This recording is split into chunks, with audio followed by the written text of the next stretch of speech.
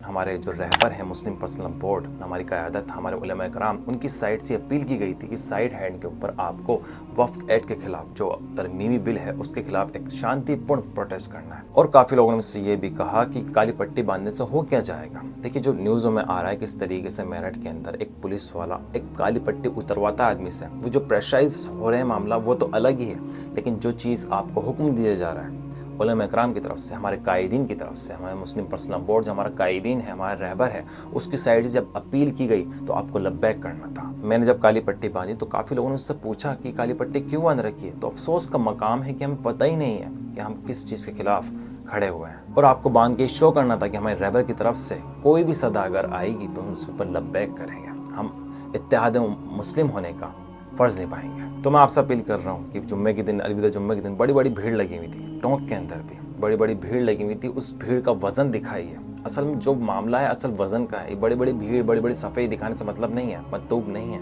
हमें वज़न दिखाना है। तो ख़ास तौर पे आपसे अपील कर रहा हूँ कि ईद के दिन भी आप काली पट्टी अपने हाथ के ऊपर बांधिए और ये एहतजाज, शांतिपूर्ण एहतजाज दर्ज करवाइए कि हम वक्फ बिल के खिलाफ हैं। काफ़ी गैर मुस्लिम कह रहे हैं कि ये जो बिल आ रहा है आपके ही फ़ायदे के लिए आ रहा है, लेकिन उनसे भी मैं कहना चाहूँगा कि जो मोटे मोटे इसके अंदर बदलाव हैं आपको बताना चाहता हूँ। पहला बदलाव कि 10 सदस्यता अगर होती है वफ़ के दायरे के अंदर,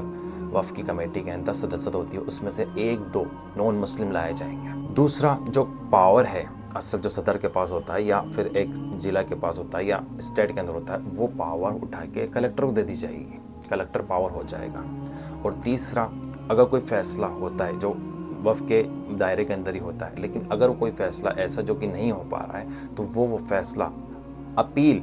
कोई अगर करना चाहे ज़ाती तो वो हाई कोर्ट में कर सकता है और हाई कोर्ट इसका फ़ैसला सुनाएगा। तो ये तीनों जो बड़े बड़े बदलाव हैं, इनसे आपको समझ में आ रहा होगा कि किस तरीके से हमारी वफ़ की प्रॉपर्टी के अंदर, हमारी क्या अल्लाह ताला की, अल्लाह की प्रॉपर्टी के अंदर इंटरफेयर किया जा रहा है और बाकायदा घुसाया जा रहा है, और किस तरीके से ये इंतशार फैलाएंगे आके, वो तो अलग ही बात है। अभी कुछ दिन पहले 17 मार्च को जंतर मंतर के ऊपर प्रोटेस्ट हुआ था वफ़ बिल के खिलाफ। उसमें हमारे कायदीन, हमारे रहबरों ने क्या कहा था कि अगर कोई कहना चाहता है कि जलियांवाला बाग हत्याकांड दोबारा हो सकता है इस प्रोटेस्ट के नतीजे के अंदर, तो हम आगे सीने के ऊपर गोली खाने को तैयार हैं। ये हमारे रहबर कह रहे हैं, ये हमारे कायदीन, हमारे उलमा इकराम कह रहे हैं। तो यहाँ पे हमारे उलमा इकराम के साथ, हमारे कायदीन के साथ हमें खड़ा होना है, शाना बशाना, कंधे से कंधा मिला के खड़ा होना है। तो इस तरीके से हम वफ़ तरमीमी बिल के खिलाफ हैं, हमारे कायदीन खिलाफ हैं, हमारे रहबर खिलाफ हैं, और उनकी तरफ से जो सदा आएगी, उनकी तरफ से ये अगर ये ऑर्डर आया है काली पट्टी सीधे हाथ के ऊपर बांधनी है तो हम बांधेंगे और अपना एहतजाज शांतिपूर्ण तरीके से दर्ज करवाएंगे।